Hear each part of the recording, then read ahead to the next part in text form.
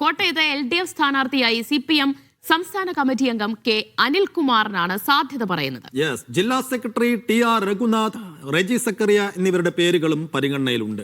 ലതിക സുഭാഷിന്റെ പേരും സ്ഥാനാർത്ഥി ചർച്ചയിൽ സജീവമായി തന്നെ ഉയർന്നു കേൾക്കുന്നുണ്ട്. കഴിഞ്ഞ തവണ അനിൽകുമാർ മത്സരിച്ചിരുന്നു, പക്ഷേ തിരുവഞ്ചൂരിനോട് തോറ്റു. ആ ചിത്രവും നമ്മുടെ മുന്നിലുണ്ട്.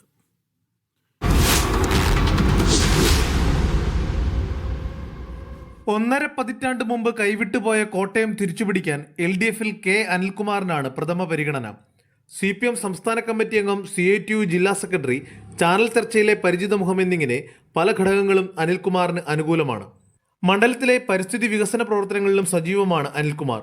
പാർട്ടി ജില്ലാ സെക്രട്ടറി TR രഘുനാഥ്, ജില്ലാ സെക്രട്ടേറിയറ്റ് അംഗം റെജി സക്കറിയ എന്നിവരും സാധ്യതാ പട്ടികയിലുണ്ട്. NCP നേതാവ് ലതിക സുഭാഷിന്റെ പേരും ചർച്ചകളിലുണ്ടെങ്കിലും സീറ്റ് നൽകാനിടയില്ല. 2021 18,000 വോട്ടുകളുടെ ഭൂരിപക്ഷത്തിനാണ് തിരുവഞ്ചൂർ കോട്ടയത്ത് ജയിച്ചത്. 2016 റെജി സക്കറിയെ 30,000 വോട്ടിനും പരാജയപ്പെടുത്തി.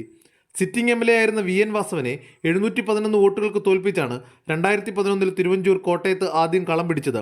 ഇക്കുറി മണ്ഡലം തിരിച്ചുപിടിക്കാമെന്ന പ്രതീക്ഷയിലാണ് LDF നേതൃത്വം. ജോസി ബാബു, മീഡിയ 1, കോട്ടയം.